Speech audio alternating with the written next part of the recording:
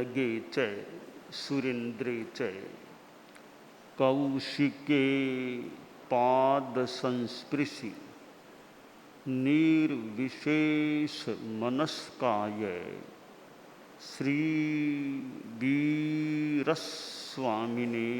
नमः। उत्तरज्जयनानि आगम में कहा गया है, अरई सहे पहीण संथवे बिरए आयहि ए पहाणवम परमट्ठ पएहिं चिट्ठई छिन्न सोए अममे अकिंचने।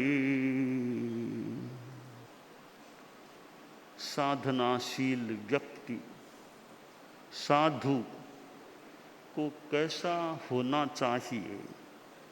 बहुत भारी भारी बातें, गरिमापूर्ण बातें हमें आगम में प्राप्त होती हैं। और ऐसा यह आगम उत्तरज्जयनानि, इसका तो स्वाध्याय कोई यदा कदा करता रहे, कंठस्थ हो तो वैसे, वरना फिर पुस्तक के आलंबन से यदा कदा थोड़ा स्वाध्याय चलता रहे, तो इन गरिमापूर्ण बातों से हमारी चारित्र की गरिमा भी पुष्ट होने की स्थिति में आ सकती है, या और पुष्ट हो सकती हैं, या प्रेरणा मिल जाए, या स्वाध्याय हो जाए, कुछ लाभ हो सकता है। यहाँ जो बताया गया है कि साधु कैसा हो, अमम और अकिंचन रहे। साधु अमम और अकिंचन रहे। अमम शब्द दो अर्थों वाला हम देख सकते हैं। एक तो अमम यानी ममत्व रहित, ममकार नहीं कि मेरा मेरा मेरा, यह आसक्ति या ममत्व का भाव साधु के न रहे। साधु ममता रहित, मेरापन का भाव नहीं, मोह नहीं, ऐसा रहे। ऐसे एक दूसरे अर्थ में देखें तो हमारे भावी तीर्थंकर एक अमम है। अमम तो एक भावी तीर्थंकर है। श्री कृष्ण आगे तीर्थंकर बनने वाले आगामी उत्सर्पिणी की 24वीं में अमम नामक हमारे परम पूजनीय परम वंदनीय तीर्थंकर भगवान होने वाले हैं। तो यह अमम शब्द से भावी तीर्थंकर की एक प्रज्ञप्ति भी हो सकती है। तो यहाँ अमम और अकिंचन रही कि साधु ममता में न जाए। मेरा मेरा, यह मकान मेरा, यह कमरा मेरा, यह चीज मेरी, कि भी शरीर भी एक दृष्टि से मेरा नहीं है। अभी अपनो विदेहम्मि नायरन्ति ममा इयं, कि साधु तो अपने शरीर में भी ममत्व न रखे, उपकरणों में, चीज़ों में तो फिर ममत्व रखना ही क्या हो।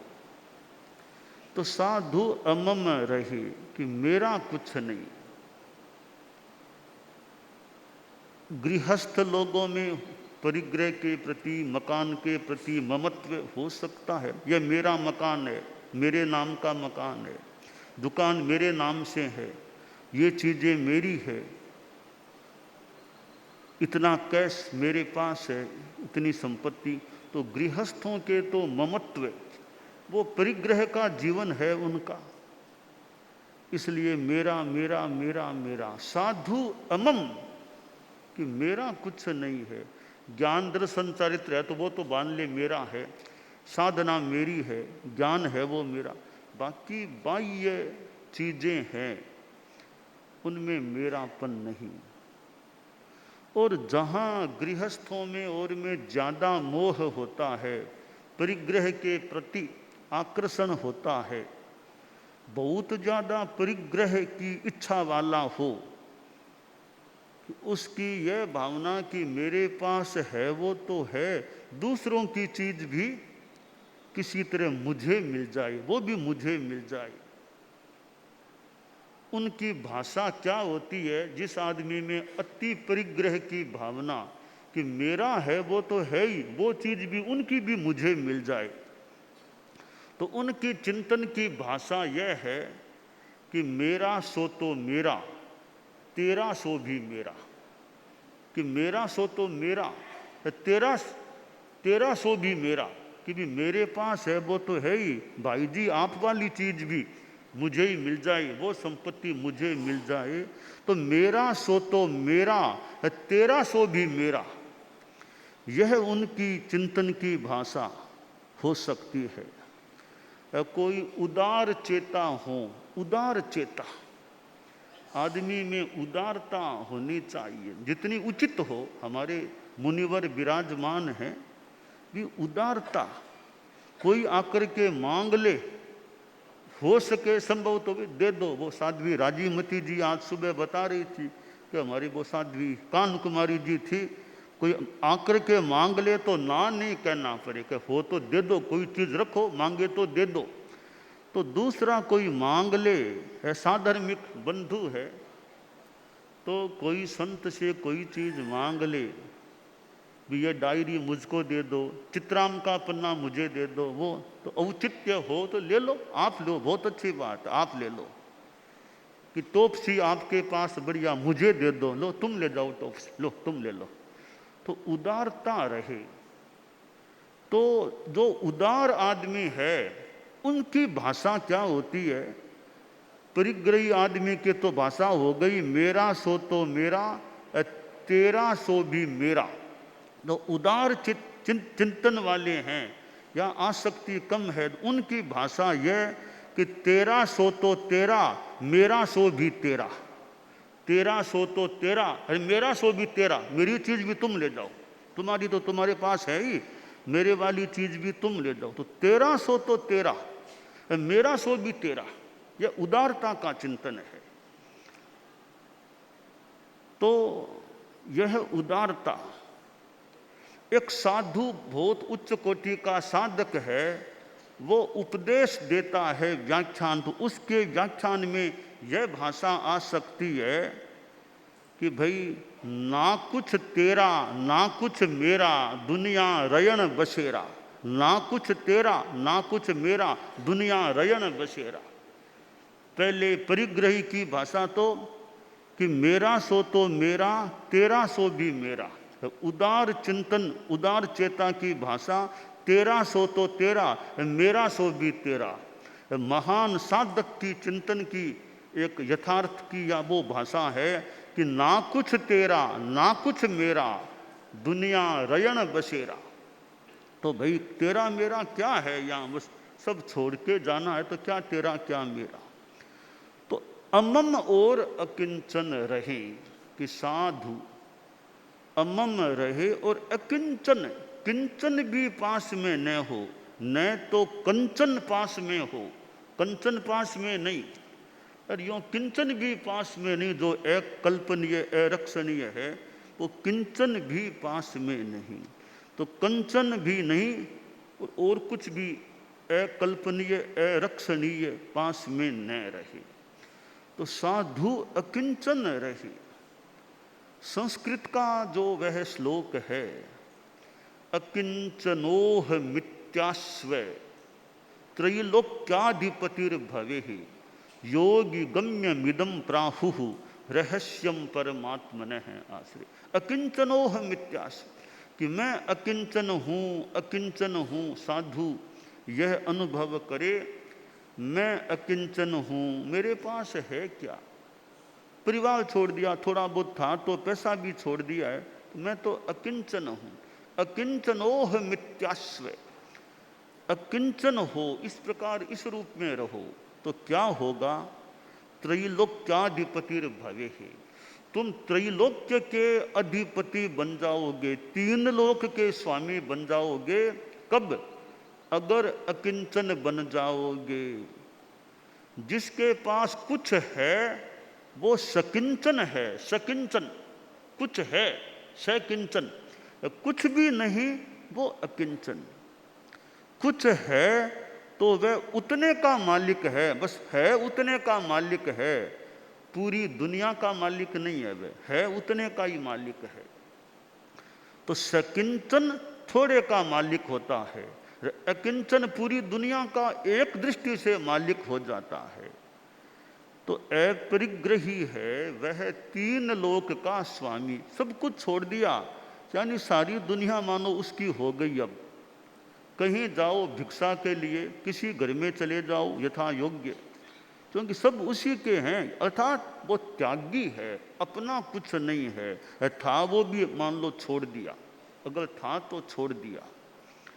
योगी गम्यमिदं प्राहुः रहस्यम परमात्मने है, यह परमात्मा का रहस्य है और योगियों के द्वारा गम्य है कि कैसे अकिंचन होने वाला त्रैलोक्य का अधिपति बन जाता है। तो साधु तो थोड़े का मालिक न बने, वो तो पूरे का मालिक बने, मानो सब का मालिक बने, सबका नाथ बन जाए, सनाथ बन जाए, अमम और अकिंचन रहे। आगम में कहा गया है परमठ पेहिम चिट्ठी, परमार्थ पदों में रहने वाला। परमार्थ के स्थान कौन से हैं? सम्यक दर्शन, सम्यक ज्ञान, सम्यक चारित्र, ये परमार्थ के पद हैं। इनमें साधु रहने वाला हो, इनमें रमण करे, इनमें रहे। छिन्न सोए, स्रोतों को बंद कर दे। आश्रव है मिथ्यात्व अव्रत, आश्रवों को काटने वाला, बंद करने वाला। या छिन्न शोक है, अशोक बन जाए, कोई शोक न रहे। साधु के शोक नहीं होना चाहिए। साधु के संसार पक्ष ये मान लो किसी के पिता की डेथ हो गई, कभी कोई माँ की डेथ हो गई, तो साधु अशोक रहे, साधु के शोक नहीं होना चाहिए।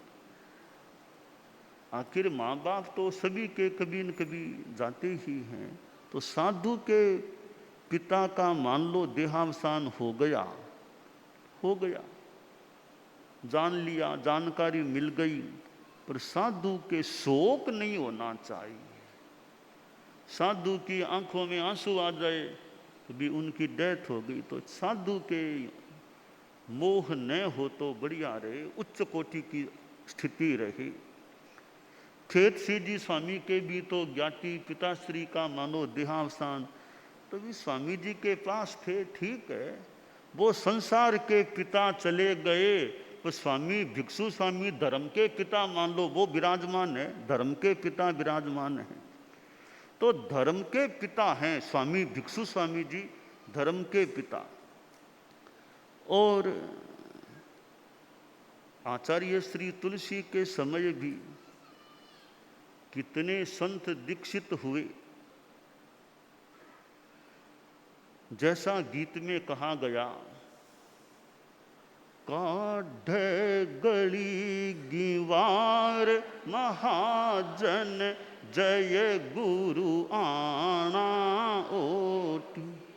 काढ़ गली दीवार महाजन जय गुरु आना। मारा बाप आप हो गुरुवर चढ़ गयो कनक कसोटी। मारा बाप आप हो गुरुवर चढ़ गयो कनक। तो ये आचार्य श्री तुलसी के समय की बात है। कनक मुनि थे, कनक मुनि हमारे धर्म संघ के एक अच्छे संत कनक मुनि, और बहुत लगता है एक अच्छे होनहार कोई अच्छे संत रहे होंगे। आचार्य श्री तुलसी के पास। पर ऐसा पिता और पुत्र दोनों दीक्षित हुए, पिता बाप बेटा दोनों दीक्षित हुए थे। जैसे किसनो जीर भारीमाल दोनों दीक्षित हुए थे ना, किस स्वामी जी के युग में, उसमें या उनकी तेरह पंथ के प्रारंभ से पहले ही मान लें, किसनो जी और भारीमाल जी जो हमारे बाद में आचार्य श्री बने थे, दोनों दीक्षित हुए थे। तो किसनो जी को आचार्य भिक्षु ने नहीं रखने का निर्णय किया, तो किसनो जी बोले मुझे नहीं रखोगे तो मैं भारीमाल को भी ले जाऊंगा, देख लो आपका बेटा है। पर ले जाए कैसे, ले जाए तो कितने दिन रख पाएंगे कि भारीमाल जी महाराज की तो प्रीति मानो भिक्षु स्वामी से जुड़ी हुई थी, भिक्षु स्वामी से जुड़ गई मानो, जबरदस्ती मान लो ले भी गए, आखिर हैरान हो गए, वापिस आए कि इसको आप ही संभालो, ये आपके पास ही मानो तृप्त है, आप ही संभालो, पालना कराओ इसको। अब तो प्रीत स्वामी जी से मानो लगी हुई थी। तो ऐसी सी ही घटना थोड़ी आचार्य श्री तुलसी के समय हुई। कनक मुनि और उनके पिता वणि, महाराष्ट्र वणि से ये होते थे, और गुरुदेव के पास थोड़ी शिकायत सी मानो बात आई कि भी कनक तो कहना नहीं मानता है। उनके पिता ने और ने शिकायत की भी, कहना बच्चा है कहना नहीं मानता है। तो भी गुरुदेव ने कभी कहना नहीं माने, ये क्यों, बात का भी कहना नहीं मानता है। थोड़ा सा फरमाया कनक मुनि कनक को, तू बात का भी कहना नहीं मानता है, बात का भी कहना नहीं मानता है। अब गुरु का थोड़ा सा उलाहना मान लो, थोड़ी सी कुछ कड़ी बात मान लो। अब साधु छोटा या थोड़ी उम्र का ही रहा कनक मुनि, अब बेचारा मतलब बेचारा असाधना न हो जाए, मतलब थोड़े कह रहे गुरुदेव का भी उलाहनार, मैं तो कहाँ फंस गया, मतलब इधर बाप की बात, इधर आचार्य श्री भी थोड़ी मानो एकृत।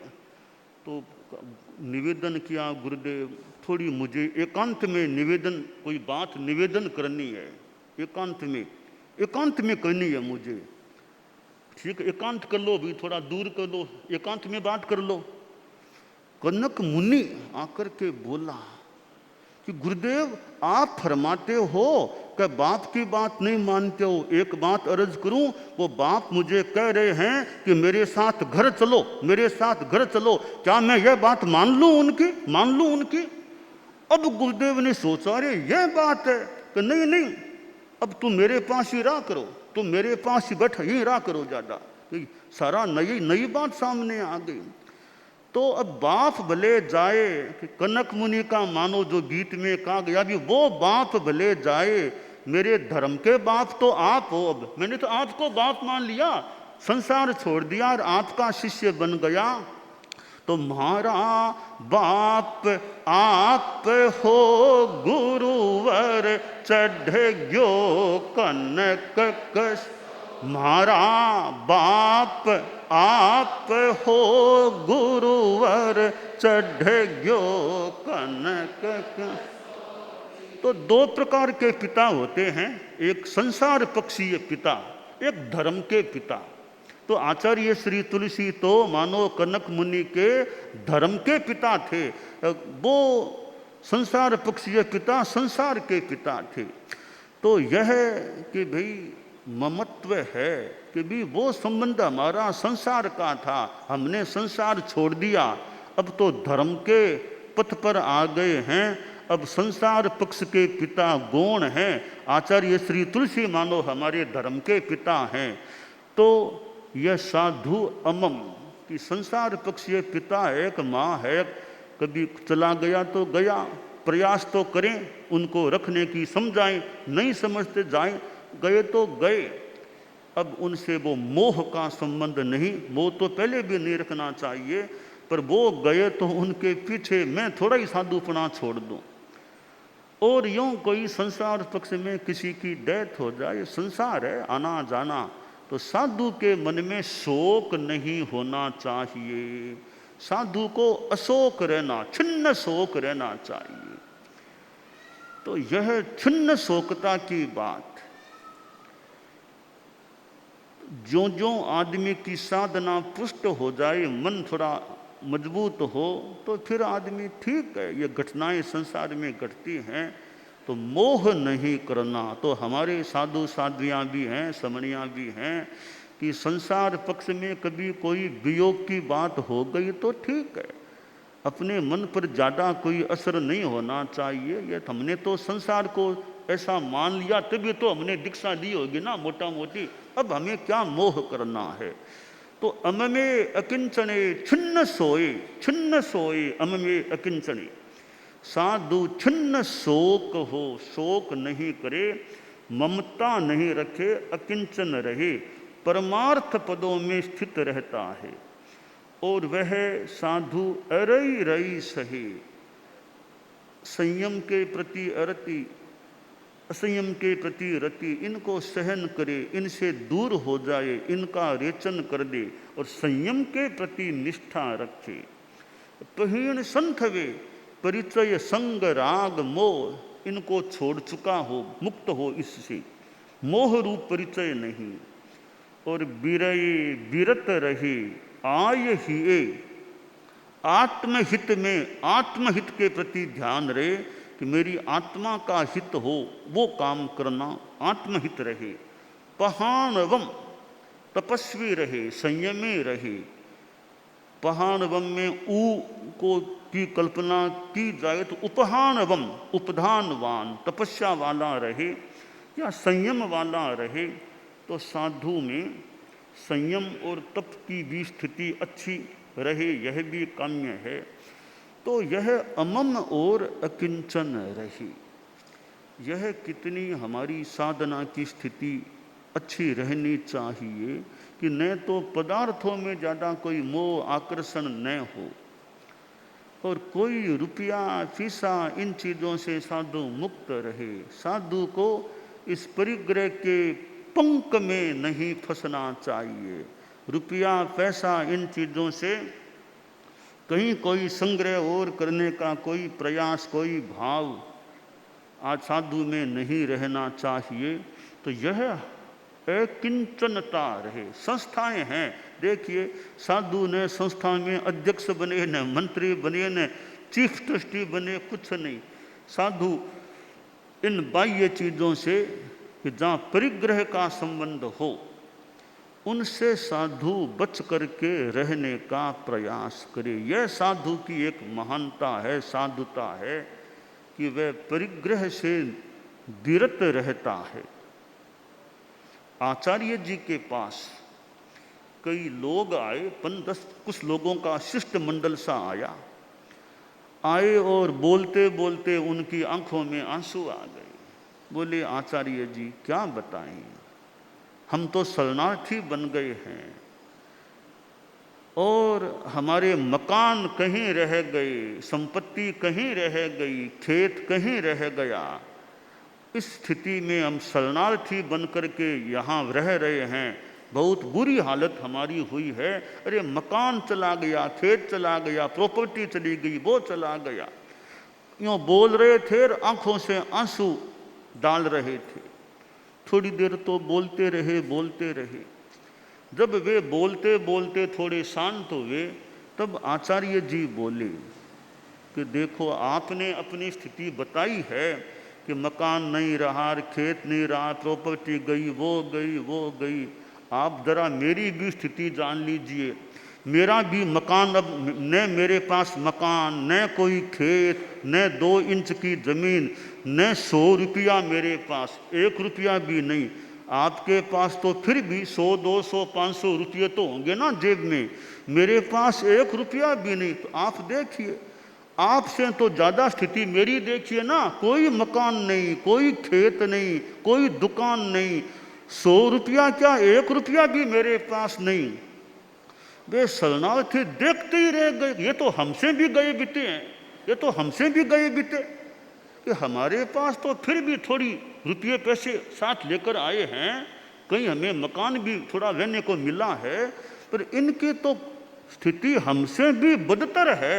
1 रुपया भी इनके पास नहीं है, 1 मकान भी, इनके छोटा कमरा भी इनके मालिकाना में नहीं है। वो देखते रह गए। उनको थोड़ी सी मतलब शक्ति मिली कि ये हम तो इनसे ठीक ही है ना, हमारे पास तो कुछ रुपये हैं ही।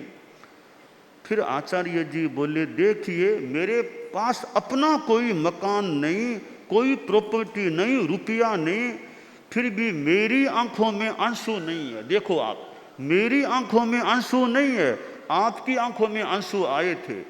तो मैं प्रॉपर्टी की दृष्टि से तो आप मेरे से कहीं ज़्यादा हो ना, ज़्यादा अच्छे हो। मेरी प्रॉपर्टी की दृष्टि से आपके पास थोड़ा बहुत रुपया पैसा है ना, मेरे पास वो भी नहीं है। तो फिर भी कितना अंतर है। आप रो रहे थे, आंखों में आंसू, मेरे कोई आंखों में आंसू नहीं है। इतना अंतर क्यों? आचार्य जी ने कहा, यह अंतर इस चीज का है, आपकी संपत्ति तो छूट गई, मैंने संपत्ति छोड़ दी, मैंने स्वेच्छा से छोड़ दी, और आपकी प्रवस्था से छूट गई। यह अंतर है कि आपके मन में वो मोह है, व्याकुलता है कि आपकी प्रॉपर्टी गई, तो आपकी तो छूट गई परवस्था से, मैंने स्वस्था में छोड़ दी, इसलिए मेरी आंखों में कोई आंसू नहीं है, मैं शांति में हूँ।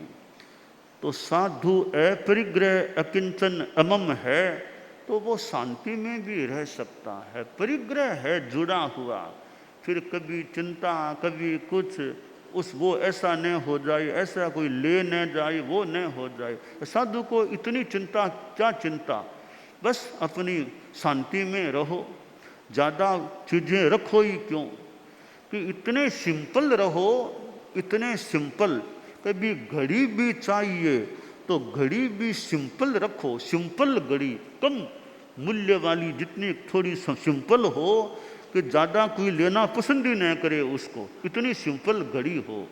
बहुत कीमती चीज़ हो तो कोई देखे, रे महाराज के पास बहुत बढ़िया चीज़ है, मौका लगे तो उठा के ले जाएं। पर कोई बढ़िया चीज़ है ही नहीं महाराज के पास में, तो क्या ले जाओगे, क्या करोगे। तो यह साधु की अकिंचनता, यह हमारी साधनाशीलता है। तो हम जो चारित्रात्माएं हैं, हमारी अकिंचनता बरकरार बनी रहे, अच्छी बनी रहे, कहीं परिग्रह नहीं। जिसके पास एक भी मकान मालिकाना में है कि अमुक मकान मेरा है, यह भवन मेरा है, यह मेरापन आ गया, साधुता में मानो कमी आ गई। इतनी प्रॉपर्टी, इतनी रकम मेरे पास है, वो भाव कहीं आ गया। कोई दुर्भाग्य से रुपया पैसा छिपा करके रख ले कहीं, वह तो एक दुर्भाग्य की ही बात संभवतः होगी कि साधु छिप करके कोई रुपया पैसा अपने पास या और कहीं रख देगी, यह रुपया पैसा मेरा है। यह तो साधुता की, हमारी जैन साधुओं की, हमारी तेरापंथ परंपरा की साधुता में एक बड़ी कमी हो जाती है। कोई साधु रुपया पैसा के संग्रह में किसी रूप में अपने लिए रुपया पैसा कहीं इकट्ठा कर ले, वो साधु की साधुता में कितनी बड़ी कमी, कितना बड़ा छेद हो जाए।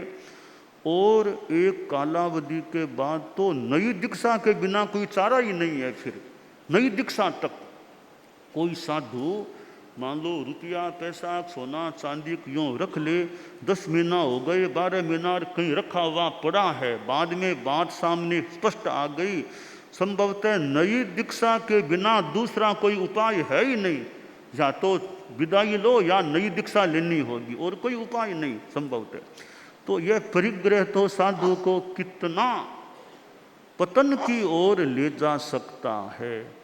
और एक साधुता में भी कैसी, और फिर साधु के वेश में है, साधु के वेश में है, संग में है कोई रुपया पैसा और ऐसा कुछ इकट्ठा कर ले, किसी तरह अपने मालिकाना में रख ले, तो भी यह तो साधु के वेश में। और इतनी बड़ी एक गलती, इतना बड़ा अतिक्रमण है, तो यह तो साधु वेश को मानो लज्जित करने वाला।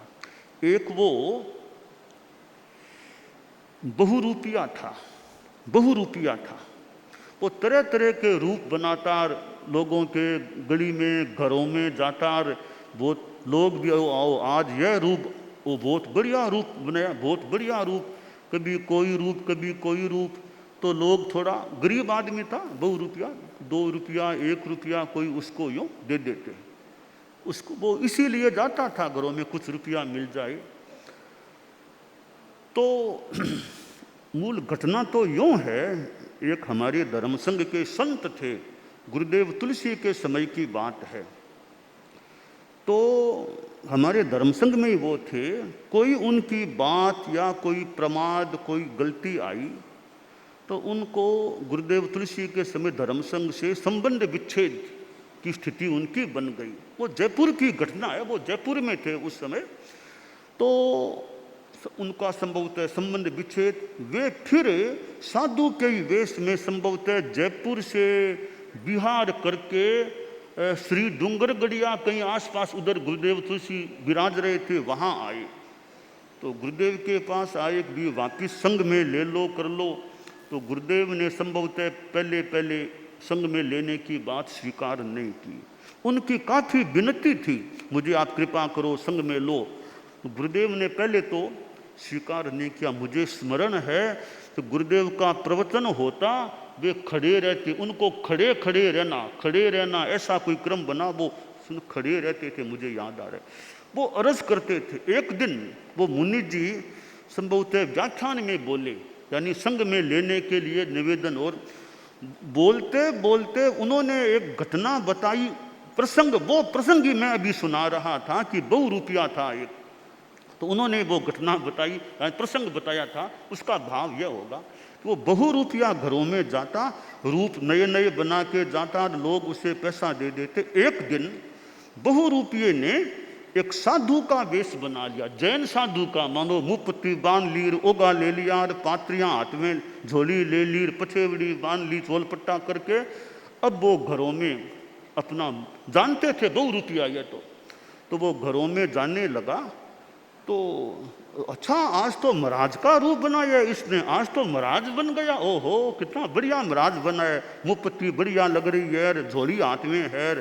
तो थोड़ी देर तो बातचीत हुई, फिर वो घर के लोग थोड़ा रुपया लाओ, 2 रुपया थोड़ा रुपया देते हैं। तो एक घर में गया तो घर का मुखिया था, लो 5-7 रुपये। 2 रुपया क्या कहता, ना कल्पता नहीं है, रुपया मुझे कल्पता नहीं है, साधु होना में रुपया कहाँ कल्पता है, ना घरों में गया कई जगह, रुपया कहीं नहीं लिया, कि ना रुपया नहीं कल्पता साधु को। लोगों को बड़ा आश्चर्य, 2 रुपया है, ना मैं साधु होना, रुपया नहीं कल्पता, ना कल्पता नहीं है। ठीक है सा। अब उसने उस दिन रुपया नहीं लिया। लोगों ने कहा, पैसे मिल रहे थे क्यों नहीं लिए, तुम्हारी तो कमाई हो रही थी, सुबह तुम आए थे घरों में 2 रुपये के रूप में साधु का वेश बनाकर, रुपये क्यों नहीं लिए। तो उसने जोरदार अच्छी बात कही कि देखो, और वेश मैं बनाऊं, भांड का बनाऊं कोई, तब तो रुपया ले लूं। जब मैंने जैन साधु का वेश बना लिया और मुफ्ती बांधी है, तो साधु के रूप में होकर के मैं रुपया लूं, यह तो वेश को लज्जित करना होता है। तो मैं वेश को लज्जित करना नहीं चाहता, इसलिए मैंने रुपये नहीं लिए। अच्छी बात है कि साधु के वेश में हूं तो साधु का आचार भी तो मुझे पालना चाहिए ना, इसलिए मैंने रुपये नहीं लिए। वो मुनि जी जो आचार्य श्री तुलसी के पास आए, भाषण दे रहे थे, संभवतः उन्होंने यह प्रसंग बता करके कहा कि गुरुदेव, वो तो 2 रुपया था, वास्तव में साधु नहीं था, तो भी उसने साधु वेश की लाज रखने के लिए रुपये नहीं लिए। गुरुदेव, मैं तो पतित आदमी हूं, मैं तो वास्तव में साधु था, वो तो 2 रुपया था, मैं वास्तव में साधु था, तो भी मैंने साधु वेश की लज्जा नहीं रखी, मैंने गलती कर दी, मैंने बड़ी गलती हो गई, अब आप मुझे तारो किसी लो। तो बाद में आचार्य श्री ने उनको संघ में सम्मिलित कर भी लिया था। तो यह जो परिग्रह है कि साधु के लिए तो यह सोना चांदी रुपया पैसा, और वो हमारे लिए तो ग्रहणीय नहीं, यानी एक परिहार्य चीज है। तो हम चारित्रात्माएं हैं, हमें रुपये पैसे से तो बच करके सावधानी, कोई ऐसी भूल न हो जाए कि कोई आया कि थोड़े रुपये वहाँ रख दो, उस अलमारी में छोड़ दो, वहाँ रख दो, ऐसी भूल न हो जाए कि वो तो आदमी है नहीं, रुपये आपको देने हैं ना, यह रही अलमारी, इसमें पैकेट आपका छोड़ दो, बाद में कोई आदमी संभाल लेगा। तो साधु को इन चीज़ों में नहीं जाना चाहिए कि रुपया कहाँ रखना और कहाँ मिलना और किसको देना, कि यानी मेरे यहाँ छोड़ दो रुपये, यहाँ छोड़ दो यहाँ। तो ऐसी अपरिग्रही हम जो हैं चारित्रात्माएँ, उनके द्वारा ऐसी गलती, ऐसा प्रमाद, ऐसा आचरण वो नहीं होना चाहिए कि हमारी तो अपरिग्रह की साधना है, वो बड़ा हीरा है। अपरिग्रह भी एक धन, एक संपत्ति है। तो छोटी संपत्ति के कारण से हमारी बड़ी संपत्ति कहीं कमज़ोर न पड़ जाए, इसलिए चारित्रात्मा को हमें अपनी इस अपरिग्रह की साधना को अच्छी रखने का प्रयास करना चाहिए, तो हम अमम और अकिंचन रहें।